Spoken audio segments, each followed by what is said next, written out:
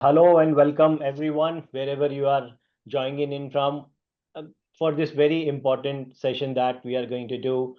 And the reason I say this is very important because the number of questions that we received during registration were off the charts. I think everybody wants to know about what is going to happen in the industry in 2026. Probably 25 did not play the way most of us wanted it to be, but we are hopeful that 26 is going to be a lot better. But of course, time will tell. So if you move on, we are going to talk about three primary things today. One is what we see in the industry from a growth outlook perspective. Then we will also talk about what are some of the challenges growth leaders face. And then, of course, some of the elements in the growth playbook for 2026. Now, the interesting thing is we have growth leaders face multiple challenges, as we all know, but we have tried to distill it down to something which we believe is going to be a lot more impactful and important in 2026 than something which they have been doing for over a period of time. So if you move on, the fundamental premise we are working with is this perma crisis, as we call it, is probably here to stay. We saw 24 was a challenging year, then 25 due to geopolitical issues, due to policy issues, due to variety of aspects. Many of them, frankly, outside the control of technology or the services industry that started impacting all of us. But we believe both on the buyer side as well as on the provider side, the industry will take this into stride and then move on. All the clients that we work with are almost impatient to spend in lot of the initiative that they have held back. They want different value proposition from their providers, and of course, we are going to talk about those. But everybody wants to do something with their business, especially when it comes to technology and engineering. So if you move on, what gives us confidence to say this? I think a lot of you could be cynical, saying, "Okay, you said something like this in 2024 as well for 2025." So yes, there is a lot of hope baked in, and we are hopeful that that hope turns around. But what we saw in our research is that more than 90% of clients want to increase their spend in technology and services. Now that's a very large number. And once the client increase their spend, hopefully it will come to the service providers. Interestingly, we see clients focusing on working with multiple service companies. So almost 70% of the clients believe that they would need different service partners to drive transformation, in addition to technology partners to drive transformation. So that is also something very interesting, that there is an opportunity for pretty much a lot of the providers who want to be transformational partners for their clients. But interestingly, what we also found is there is a split house between whether they want to go all in terms of driving transformation, or they want to go small size. Depending on which client we work with, there are variety of flavors we have seen. Some of them preferring, okay, I will go small optimization project. Some of them preferring large scale transformation within a single client, within different BUs. The preference could be different. So the point being, for a service provider, it becomes critical to understand their client a lot better than what they probably did. If you move on, and we also saw that, almost like more than 3 in 4 clients say that they would want to do something with their service provider portfolio. Some of them may want to rebalance some of the things that they have, that they have sourced. Some of them may want to change their service providers. Some of them may just want to rebalance what they are sourcing from different service providers. And that has started to impact, of course, the growth rate of service provider. And this is something we believe growth leaders need to take real advantage of, that it does not really matter, frankly, what is happening in the industry per se, but you as a specific growth leader can do a lot of things that can drive growth for your specific business. And the reason for this change are not that difficult to understand. Of course, cost takeout continues to be very, very important, improve my efficiency. But the second one was very fascinating for us to see that a lot of the clients say that they are not happy with their provider performance. Again, this goes back to something that a growth leader can exploit. If you move on. Right. So you will let me actually come in here, right? And I realize we've given lots of interesting data points for our audience to consume.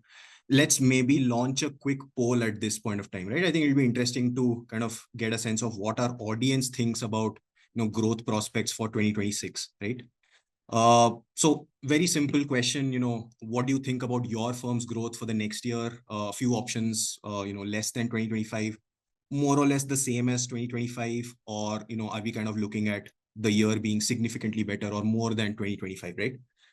I see responses have started to come in. We'll probably give everyone another 30, 40 seconds or so before closing this. But I see a lot of people seem to be optimistic about growth prospects for the next year. I think, Yugal, the number you showed, the 90% enterprises planning to increase their spend, right? I think that seems to have pushed people to select option 3, right? It's a very optimistic bunch that we have today. Okay, I think a lot of people choosing, or at least 20% of the people choosing the second option as well. So clearly there is an expectation that 2026 is likely to be similar to 2025. And I think I can understand, right? I think a lot of that comes from the uncertainty in the market. There are challenges, and we'll touch upon those in a minute.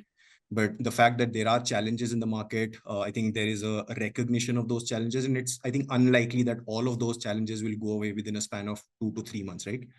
But the fact that almost 80% of you seem to think that 2026 is going to be better than 2025, I think that's a reflection of what you are hearing from your customers, partners, clients, vendors, and so on and so forth. Right? So I think net that's that's a net positive for our industry.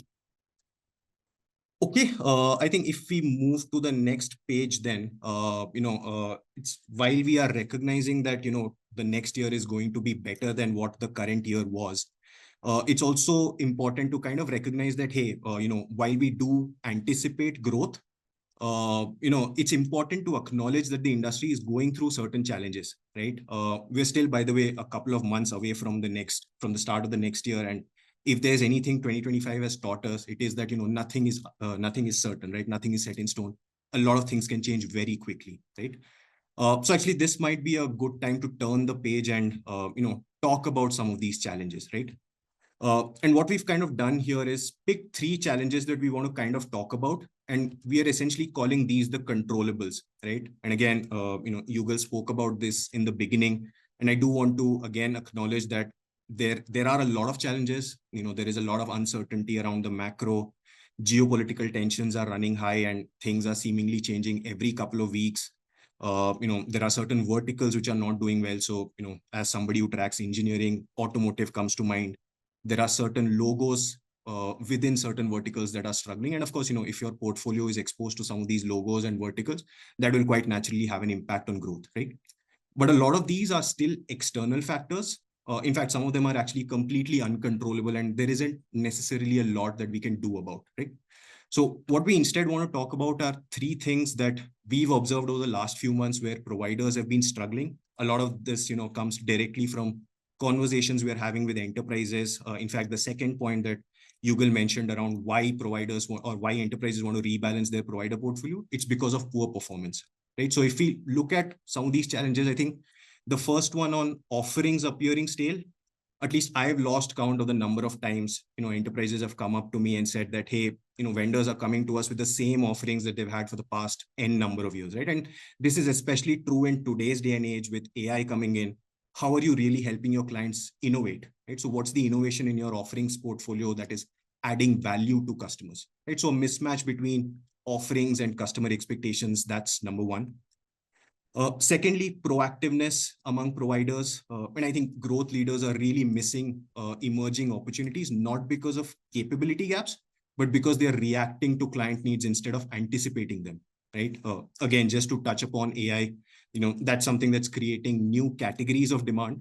And yes, most providers are not proactively sensing how stakeholder priorities are changing, how our buyer behavior, how is that evolving, right? So are you as a provider, merely responding to client requirements, or are you actually taking solutions to them proactively that can result in, certain business benefits, right? That's second. And then finally, third one on partnership, who are your ecosystem partners, right? If you actually reflect, almost, every peer of yours out there would have the same partnerships. Everybody you would partner with a hyperscaler. Everyone would have a certain partnership status with these hyperscalers, right? So in that kind of a situation, how do you differentiate against your peers, right? Where is differentiation really coming from? And we'll talk about that in a little bit, right? So let's take a look at each of these in detail. And if we go to the next page and talk about the first one, we'll talk about the challenge itself and also touch a little bit about how some of this can be addressed, right? Uh, so on offerings, what we've observed over the last couple of years or so, and this is something that's especially true for engineering services. So think both product engineering, embedded systems, as well as software product platforms and digital engineering.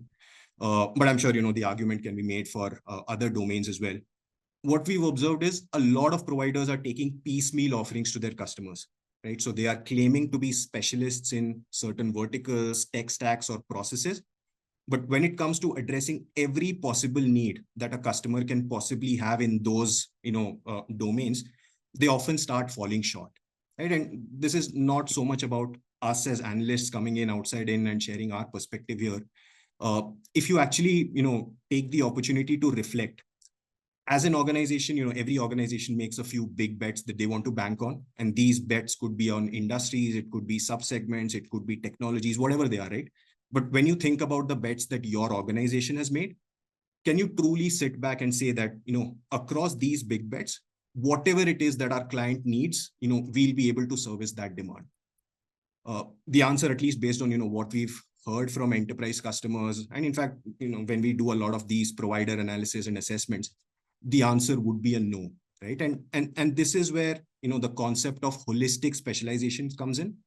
Are you able to holistically build your offerings and capabilities in such a way that within your chosen domains, you can address everything that a client can potentially come to you with, right? So as an example, if we look at the automotive world, software-defined vehicles is something that's gaining a lot of traction today, right? If you are truly holistically specialized, you should be able to help your OEM customers, not just in developing their EE architecture or help them roll out OTA upgrades, but are you also able to help them, develop and implement a telematics unit?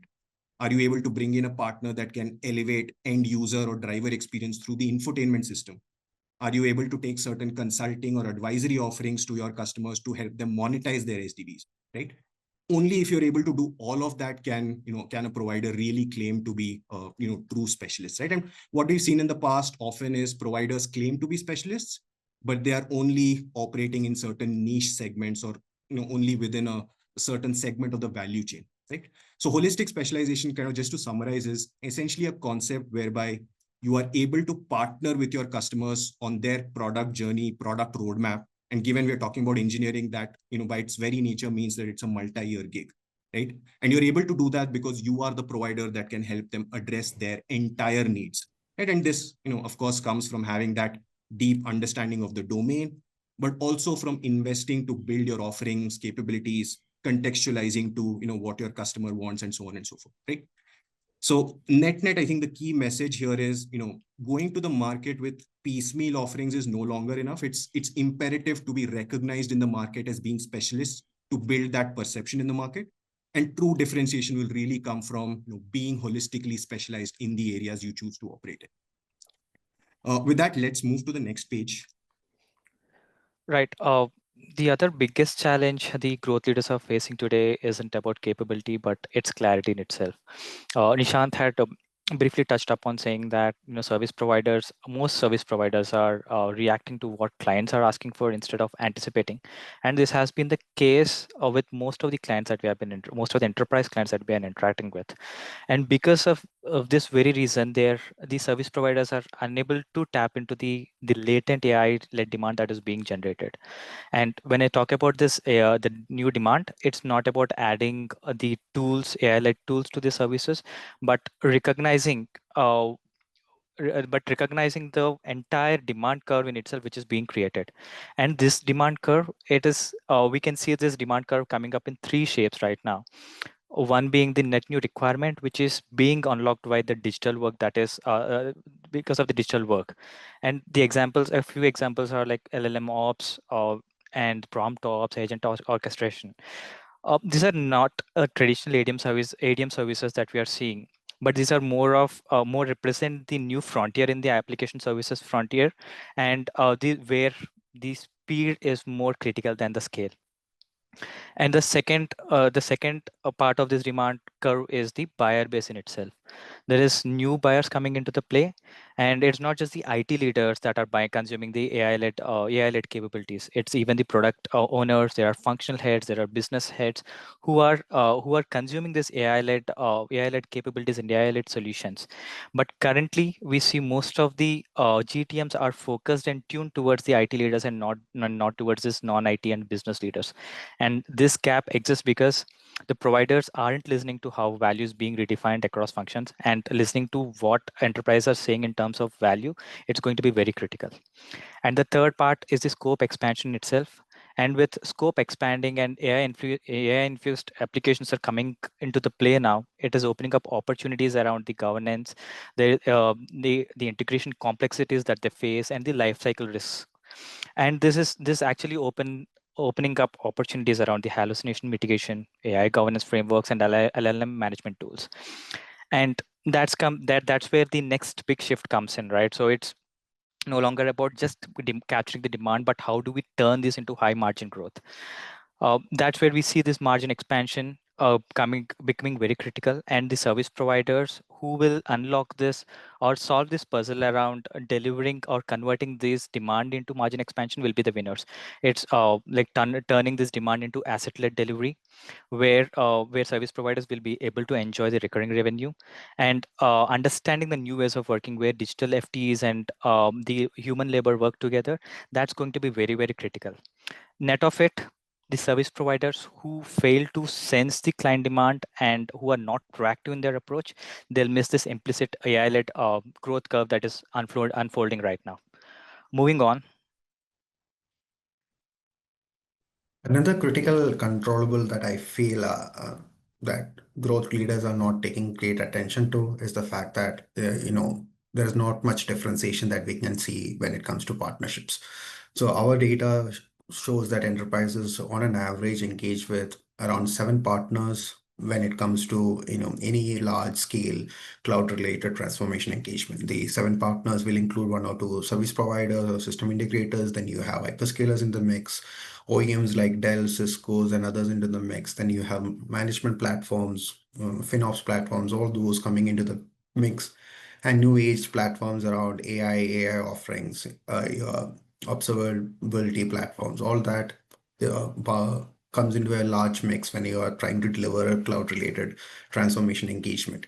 And when we see how all the growth leaders, the service providers are positioning their partnership with these key vendors, we are not finding anything unique about how to differentiate one from other. Everyone seems to be having some level of partnership.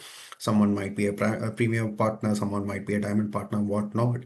But from an enterprise point of view, it all appears to be very identical Lego boxes, which can be replaced from one to another, right? If your uniqueness is not clearly visible, that means that you don't command premium positioning when it comes to commercials. You are just a replaceable clog in the system. So everyone's claims to be an end-to-end partner. Everyone claims to be a partner of the year in some levels. There are some specialist tracks coming here. There are certain launch partners to be part of. Everyone seems to be that in some when it comes to service provider landscape. And the differentiation is not boiling out into terms of what can you uniquely offer, which one of your peers can't offer, whether it is a vertical specialization, whether it is a time to value market or IP-led conversations. All of those are not clearly visible, and enterprises choose to go take this conversation more to a pricing lens, and everyone in that system loses out. Second thing that we have noticed as a part of a lot of engagements that we have with the our deal pursuit or deal advisory bit that we do with enterprises is the fact that um, even at this day and age where a lot of conversations are about business impact and how the business how technology directly impacts business when it comes to both bottom line and top line, maybe it is in terms of speed, value to market, everything in that.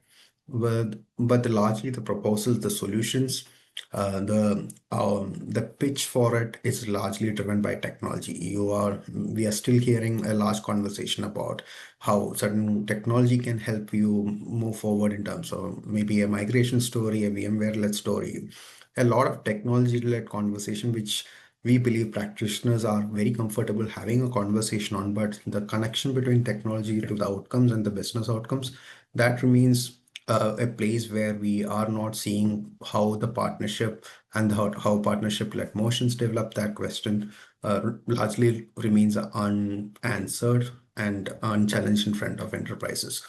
The third lens when we look at it is the fact that, when you look at these large-scale engagements or the challenges that enterprises face, which needs multiple partners to come together, you need one of the partner, and it is expected that the main service provider, um, plays the role of an ecosystem orchestrator, right? You are not just a part of the larger clock. The growth leader, the service provider is expected to bring things together. Enterprises earlier were expecting service providers to be technologically agnostic, but now more and more enterprises are expecting uh, the service providers to bring the right technology track to the question, right? They are also asking for recommendations in terms of how do things work and what should be the favorable technology things to bring in. And here is the technology ecosystem orchestrator role, wherein you are able to bring the right kind of partners to the table and provide the solutions that matches for the business impact and business expectation the enterprises have. Uh, if you look at the partnership ecosystem, everyone seems to have 50 plus partners in some levels in this landscape, and all of them seems to be at the same level. All of them be offering same kind of offerings, and most of the time it is almost same pricing. So how do you expect enterprises to make that choice? Then it comes to the fact that, who can bring any sort of differentiation and who leads the conversation in terms of differentiation. That becomes a premier partner that the engagement would like to go forward with. So as we do a small recap, these were the three controllables that we wanted to highlight. Going forward, we want to talk about how do we suggest that the growth leaders in attending this webinar, um, try to develop a growth playbook in terms of what actions can be taken. We look into certain best practices that can be thought for, so that you aspire, you meet the aspirations for a growth that you seem to be having for yourself and the outcomes that you want to have. More in the next slide, we are talking about clearly three major initiatives that we recommend um, each of the growth leader focus on. It is quite intuitive. It closely resembles the controllables that we sort of highlighted. These are the actions that we recommend having. When we're talking about the first one specifically is about building stronger offerings. Um, Everyone seems to have offerings, and no, I mean, the portfolio of offerings can go into multiple tens and hundreds of IP portfolios offerings that you can list down for each of these segments that we are covering today. But are these offerings aligned to the demand pockets that we are seeing in the market? We talked about how AI is changing things in the market, how certain geographies are taking lead, how certain nuances in certain geographies are coming into the picture. Are you doing a portfolio audit in some levels, right? To ensure that your offerings are aligned to the need that you anticipate enterprises to bring to the table next year. That becomes one part of it. Second part, obviously, having seen through the cloud evolution, everyone has understood the OPEX sort of a model in which they consume technology in some levels. But when it comes to contracting, it is largely T&M, fixed price bidding, those kind of things that we see vendor management teams are keen to take forward to. But the evolving sourcing models, which includes how do you price for agents? How do you include agents into your conversation? How do you ensure what's the combination that you want to take in terms of digital labor versus the FTEs that you have? So that also involves a changing the sourcing model. It will become more output or outcome driven. And how do you transform or how you help the vendor management programs and offices in enterprises to evolve? That will also need some level of education to be done. The growth leaders need to understand a previous version of the model that used to have certain FT-based pricing will not be successful. We are seeing clear winners emerging in the market who are able to drive IP-led conversations, who are able to undercut the pricing but still remain very profitable in terms of margin positiveness. That is happening because these providers are able to see and able to use differentiated sourcing models to have conversation. And third, obviously, is about how do you differentiate your partnership strategy. Everyone needs to have a hyperscaler relationship. Everyone needs to have some level of OEM relationship, which was going on for years. But if you can clearly see how these partners, these leading partners, are evolving their partner ecosystem, partner incentives, and clearly it is moving away from what it used to be. The age of resell and margins on resell, that is clearly past us. But the models and the partnership strategy, but that many of the providers that we see still remains in that era. You are not trying to differentiate yourself.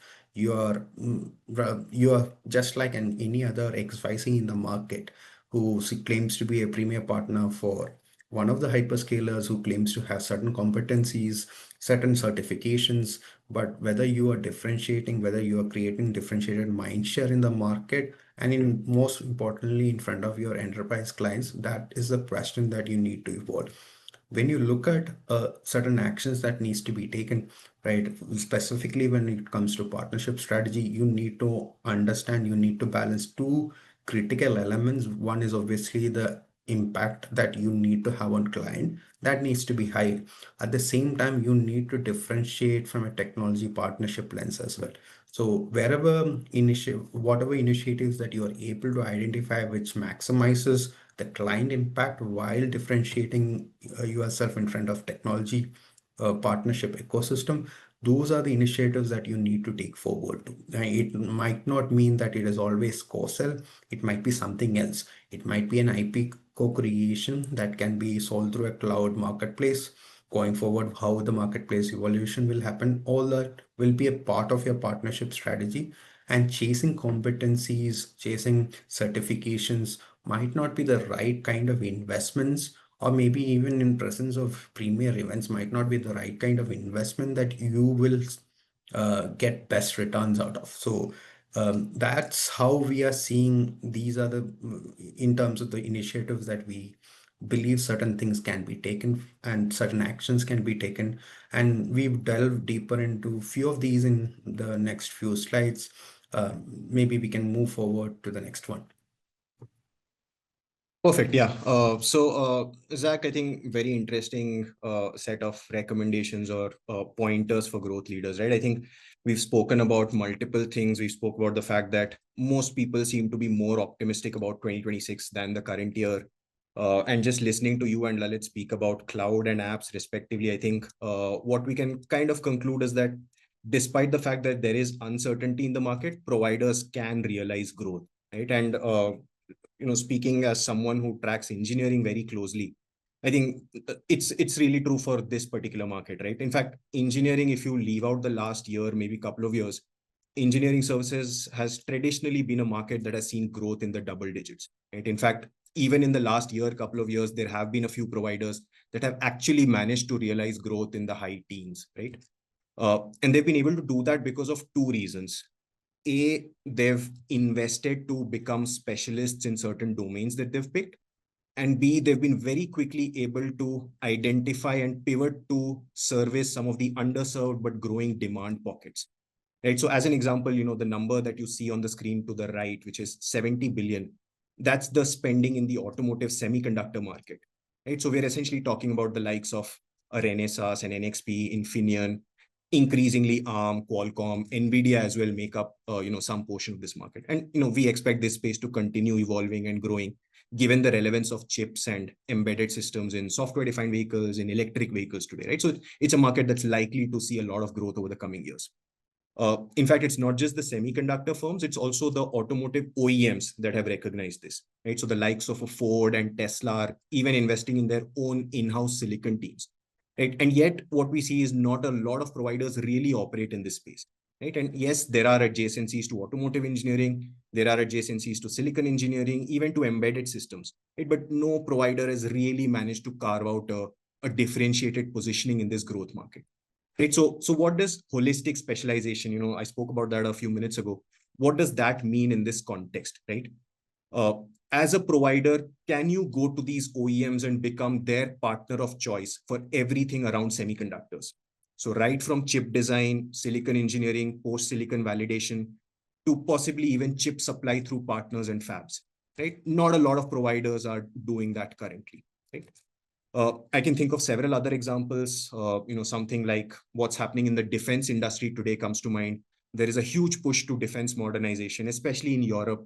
Given all the pressure that the US government is putting them under, a lot of money, a lot of funding going into both defense startups as well as companies that are being operated by European governments, right? Of course, that's a very regulated space. There are lots of restrictions around where you can really operate. But how many providers are really taking advantage of the funding glut in defense modernization, right? Again, if you reflect, the answer is not many, right? Another domain I'm personally very interested in and excited by is physical AI, right? So essentially think of physical devices and robots that are operating independently and autonomously in factories, interacting physically with their ecosystem, right? So for people who've been following NVIDIA over the past year or so will know that this is one of their big bets for the future. More recently, SoftBank entered this space by acquiring ABB Robotics, right? And this is really the big blue ocean out there, right? It's agentic AI applied in the physical device context. And given it's a nascent space, again, not too many providers have developed any offerings here, right? And in fact, to be fair, not too many providers are even talking about it, right? So that's on, underserved demand areas. The other thing, very interesting thing I'd touch upon is how engineering is so different to a lot of other domains, wherein more than 60% of all deals are actually sole sourced. And this creates a huge opportunity for providers because unlike a situation where you're merely responding to what your customers want, here there is actually scope for you to engage with your clients, have meaningful conversations with them, shape their product roadmaps, essentially become a partner of their choice on their product journeys, right? And how do you do all of this? Well, it eventually boils down to 3-4 things.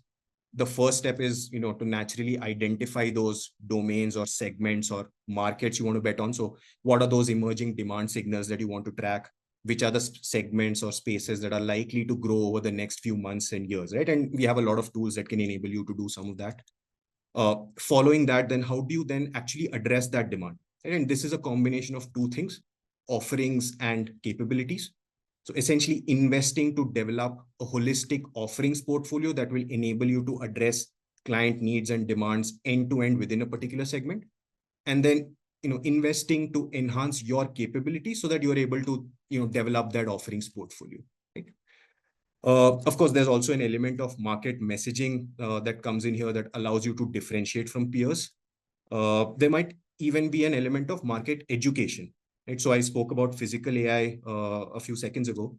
So if you think about, physical AI, and I spoke about the fact that not a lot of providers are talking about it, not a lot of manufacturing entities themselves might be envisioning physical AI as their future of operations. Right? There are very few manufacturing enterprises that are talking about dark factories, completely automated factories, right? Which essentially gives you the opportunity to become the thought leader in the market, to shape enterprise thinking around this theme, educate customers about the benefits, need for physical AI, and of course, then become their implementation partner of choice as well. And then finally, of course, as with everything around growth and sales, it comes down to hard work and just being out there, which is the final bit on proactive motions, right? Especially since we're talking about engineering, given most deals are anyway sole source, communicating your differentiated positioning and offerings really comes down to those proactive motions, reaching out to customers in these demand pockets, building your offering set, and then taking those offerings and a certain value proposition to them, right? So that's in a nutshell, a brief on the growth playbook for engineering growth leaders. Let's move on to the next page. When you look at it from an application services lens, right, and let's deep dive in terms of the sourcing models itself, and Zach had briefly touched upon how the overall sourcing is kind of shifting from how it used to be. And for many years now, enterprises have been caught between two extremes, right? And on one side of it, it is the traditional custom build, which offers complete control and the customization, but it comes with long, costly development cycles and very large teams. And these while these projects deliver precision, but the agility and speed to value is a pain point for the enterprises. And on the other side, there are commercial off the shelf products which are faster to deploy, but they come very rigid in design. They do offer very limited customization, and vendor lock-in is always a problem. And this is making it difficult to evolve as a business models change as well. And what we are seeing going forward is that the emerging construct, which is the custom of the shelf or COTS 2.0. This is a sourcing model which blends both speed of buy with the flexibility of the build. Now, COTS 2.0 offers modular starter kits, APIs, and AI-driven tailoring. And with this, enterprises will be able to configure and personalize solutions in days instead of months. And this all this comes without any heavy rebuilds, and even the vendor lock-in, which was a major issue, which will be taken off the equation. And this evolution primarily marks fundamental shift in entire sourcing strategy in itself. Now, the sourcing leaders will not be constrained by the binary decisions around build versus buy, and their sourcing becomes more composable, right? And they will be able to assemble, adapt, and scale applications dynamically using these pre-built modules and AI orchestration. And this means that the enterprise will have access to the speed and personalization that they need. And this is some balance. These are the parameters that were nearly impossible under legacy sourcing models. At least having these together has been an impossible rather a challenge. Now, if you look at from the service providers lens, this represents a 30 billion opportunity, right? They have the opportunity to move beyond the traditional monolithic delivery towards a platform-enabled AI-native architectures. And through this, they'll be able to deliver faster time to value and deeper domain-specific differentiation, which was primary ask from the enterprise leaders. Net of it, the custom off the shelf COTS 2.0 is a customization at the speed of configuration, and this will enable enterprises to build, buy, and scale digital solution in the AI era. Moving on. When it comes to the cloud and infrastructure services, right? Typically, in last decade or so, large amount of this growth in this particular segment was driven by cloud, and the cloud migration story was the larger key element of that growth and that um, demand from enterprises. But as we see, maybe largely driven by where we are in terms of cloud migration, we find cloud migration to be a sort of plateauing market in terms of demand, right? It had a had it not for been for the Broadcom and the elements around VMware conversation, the migration story was largely not even in the topic for 2025 to be discussed. And the migration story, again, when it comes to VMware and the VMware-led migration story, we clearly see it as a modernization story rather than a migration story. Taking that as a simple example, we believe that the migration, the lift and shift story that has led to the cloud growth and the cloud services growth and service providers is largely told by now. There will be some pockets there, but it will largely become a modernization-led story, a complex workload-led story, including modernization of maybe my mainframe-oriented services, your SAPs of the world, Oracle databases of the world. Those kind of workloads still remain. It is yet to be seen where the momentum, the gravity of the data, gravity of the situation will fall. We truly believe it will be somewhere in the hybrid cloud perspective, clearly showing that the cloud for migration, cloud for modernization kind of portfolio that every service provider seems to be having. They need to relook into what is the potential for that going into the next year.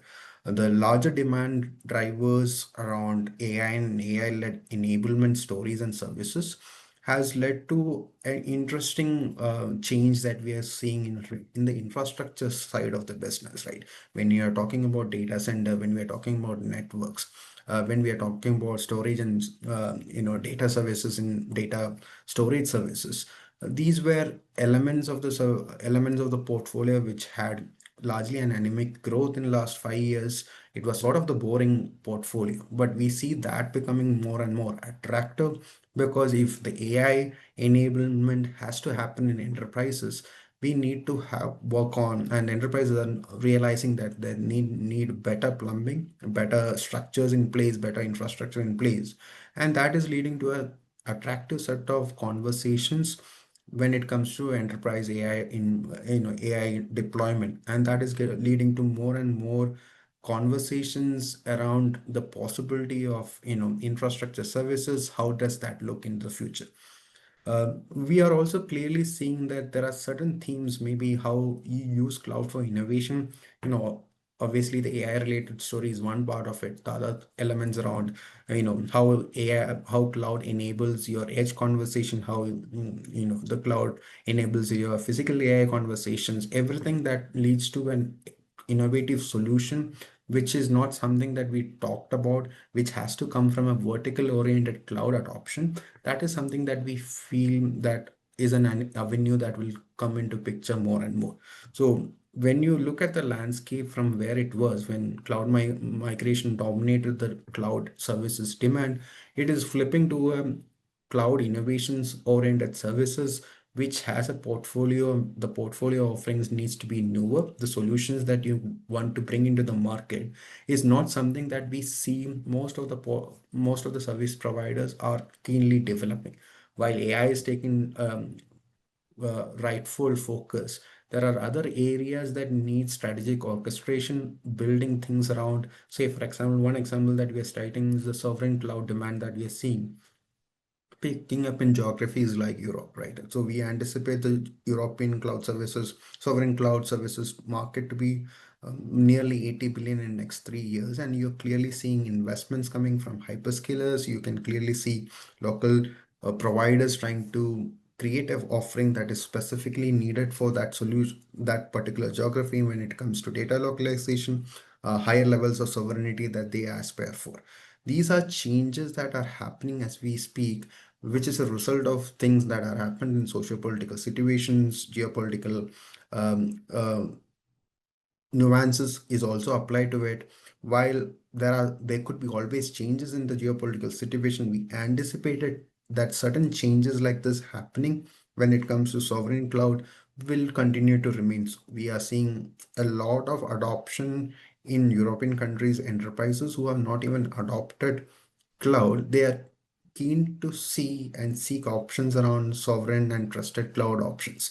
These are newer solutions that are coming to the market. While a part of this market has already explored the potential of a portfolio oriented to this, a larger part of the market and the growth offerings that we see from the service providers are not keenly focused on these two segments. For example, right, the infrastructure side that we talked about, the examples like sovereign cloud, which is a very demand local demand driven theme that we are seeing but has great potential.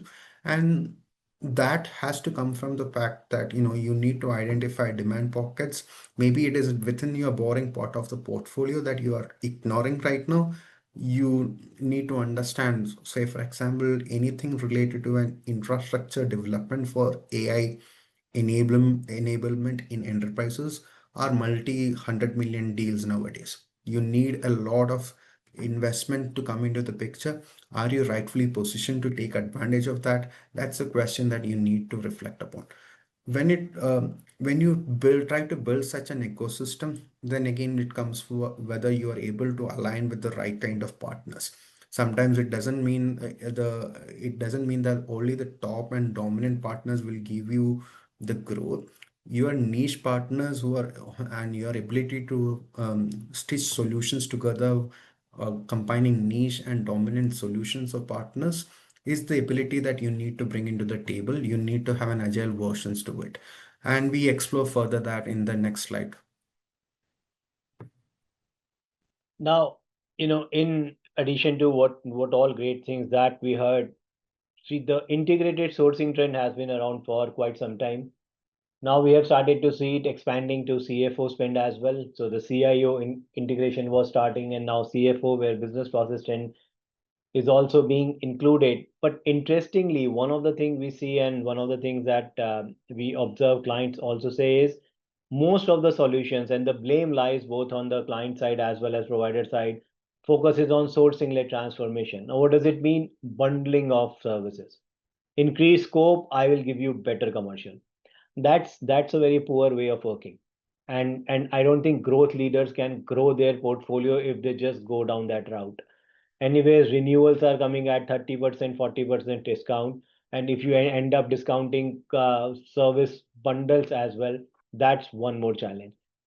And that's where we see uh, I think like 26 billion or so opportunity in 2026 for renewals should be led by technology-led transformation, where as a service partner, as a growth leader, you are bringing technology and different offerings to the clients to transform their entire estate.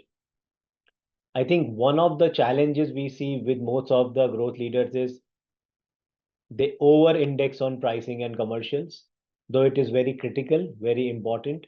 But what they are forgetting is the entire offering part of it, how they go to market, how they create this value proposition, how they bring out messaging to their clients. Some of those things do not get as much of an importance, and that's where the client's pet peeve is. Okay, where am I not seeing innovation when it comes to technology? So if you move on, I think this is our last page. We discuss a lot about from a partnership perspective, and why we are focusing so much on this is we believe these large platform partners, the cloud vendors specifically, are going to be the big growth drivers for everyone. And when we say cloud, we do not just mean the public cloud vendors, but all kind of cloud providers, including hybrid cloud vendors. But then the point Zach earlier made, what worked 2 years ago, 3 years ago, where growth leaders were incentivized just to migrate workloads, that isn't going to work anymore. We see the way these cloud vendors and other hybrid cloud providers, they are changing, from their current focus on, let's say, co-selling, they are focusing on something completely different. Marketplaces have become very critical for everyone that we engage with. Building co-innovation lab, and when we say co-innovation lab, this is just not a room with fancy LCD TVs, which is most of the time confused with the co-innovation lab, but actually having a joint solution, actually having your people on the floor where service provider and the cloud vendor are coming together to solve complex problem for their clients. These become very, very critical. And I think as service providers also see their profitability take a hit, IP-led solutions, which Lalit also spoke about earlier, are going to become a lot more important. I think there's a real strategic profit pool out there in the next 5 years or so for any prepared growth leader to take advantage of. Yes, BAU we continue. I think we aren't saying you stop doing BAU, but then how do you add so that you as a growth leader are able to accelerate journey for your firm? If you move ahead, we got a lot of questions, as I said earlier, during registration, and I think somebody has posted here as well. I'll just pose those questions to my co-panelist, and Lalit, if I may start with you. I think one of the thing which I understand where it is coming from, but sort of disheartening. Everybody was focusing on AI from a productivity and negative impact on managed services. I think it seems like everybody has given up that okay, AI agents are there, so managed services is dead, which at least our research does not show. And I know you work a lot in that. So can you provide some point of view on what is happening from a managed services perspective? Right. I think this is one of the things that we have been hearing as a common question from most of the providers, right? And it's an interesting point also because we are seeing there's a fundamental shift in how my managed services are being structured and even delivered, right? For starters, we are moving away from the labor-based and ticket-driven delivery, right? We're moving towards automation first and outcome-based delivery, so where automation and AI is taking most of the routine operational work. So this is where the productivity comes in. But however, this is freeing up the humans bandwidth, right, to focus on more higher value areas like governance, the improvement areas or the innovation, uh, right? And again, taking AI and agents as a reason stating that it's impacting or it's negatively impacting the overall margins. I think that's not going to be or rather it will not work because the service providers have to reinvent themselves to position the resources to be able to deliver this higher order work, right? And again, when I say about higher order work, driving the innovation, ability to not just deliver on the SLAs, but also driving the experience, right? And this is where we are seeing even the commercial constructs also shifting from this, ticket driven to more around, outcome driven. So again, the number of outcome driven contracts are limited right now, but we'll get to see more and more outcome based constructs even in the application management side of things, right? Again, maybe to just touch upon one more thing, we'll see more and more platform led delivery, and we'll see more and more amplification of AI within the overall service delivery. And one thing to not leave is governance, right? Governance being one of the critical part when AI comes into picture. So governance by design we will see as one of the critical component of the overall service delivery as well. Mm-hmm. Very interesting. So, Nishant, let me put you at spot because it's a very broad-based question, and there are a lot of those that we got. That which are some of the areas we see AI creating the maximum impact, let's say in the next 2 to 3 years? Okay, yeah, so that is a very broad-based question, and I think the answer that we analysts and consultants like to give is it depends, right? So it depends on which domain the person who posed this question belongs to, which industry vertical we're talking about, and so on and so forth. But I think again, if I give a very broad-based answer, I think I can think of three things. One is AI, the usage of AI internally within a service provider to realize certain productivity gains. You automate certain processes, you optimize everything, and then you pass on some of those benefits to your customers, right? In the here and now, I think that's where we are seeing a lot of demand. If you kind of tie that back to what enterprises are looking for, if you tie it back to the overall macro picture, enterprises are really looking for quick wins. They are interested in ROI. So the immediate benefits that they can get from AI impact, right? So how much of your code can be written by either automation or by AI agents? How much of my testing process, QA process can you really automate? Right. So some of those, I think, use cases are really taking off. The second thing would be, and again, this is perhaps something which is closer to engineering, is how do you embed and integrate AI to elevate end user and customer experience in products, right? So if you think about, and this is something that hasn't really taken off so far, how do you really embed AI in a vehicle's infotainment system, right? Or how do you embed AI in a medical device that is eventually going to be used by a patient or a consumer or a doctor? Right. So those are really, use cases where there are lots of broader questions around ethics and how much of AI you can use. There's also a question of how much of that AI work will actually come to providers and be outsourced, because essentially it's something that's core to, OEMs and enterprises, right? But that's again an interesting aspect to look at. And then the third and, another very interesting thing is, enabling AI at your customers. right? So all the backend work around data, creating data lakes, data pipelines, data management that needs to be done to enable the enterprise to implement AI in their organization. That's another work stream that's really started to pick up. I think that's going to have a lot of impact over the next 2-3 years, because AI is starting to mature. If you reflect on where we are today, there are lots of POCs, but a lot of them are failing because enterprises are not data ready. That situation is slowly starting to change, right? So if you're looking at a time frame of the next 2-3 years, enabling AI for your customers, for the enterprises, that's, I think, another thing that cannot be ignored. Very interesting. And before I go to Zach, just a reminder for everyone, please feel free to act on our, there's a link posted on the chat. Please feel free to ask for that report, which will give you a lot of insights and further deep dive into some of the specific area we see growth leaders need to focus on in 2026. So Zach, you have probably 45 seconds now just to wrap. Uh, cloud adoption has been great, but of course we see adoption and consumption are two different things. So many of the clients both on buy and provider side say, okay, what is the way in which we can drive higher cloud adoption?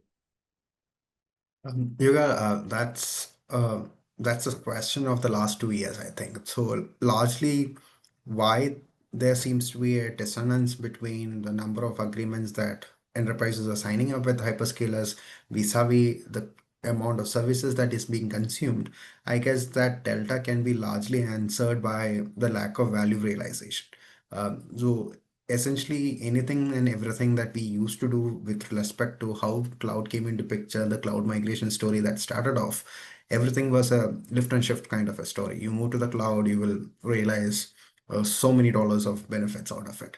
And truth to be told, enterprises are still waiting for that. And while they're waiting for the benefits to reflect in their balance sheet, CFO office is seeing a very huge dollar value being assigned to cloud and cloud consumption, and it is going out to the tech providers. So any provider who wants to enable a larger and better conversation, and probably this is going to get amplified because of the AI adoption story piece as well, needs to focus on value realization, and value realization has to be both tangible as well as intangible in some levels. Tangible, you can talk about cost reduction and things like that, but intangible, connecting it to business, becomes more and more important. I guess that's where we need to focus on. Okay, thank you very much. And I see we are at the top of the time. So everyone, thank you very much for joining us. And of course, this deck will be shared with you. And in the at the last part of this deck, there are reference to some of our research. Please feel free to go through those, and we look forward to speaking with you sometime soon. Have a good rest of the day. Bye bye. Thank you.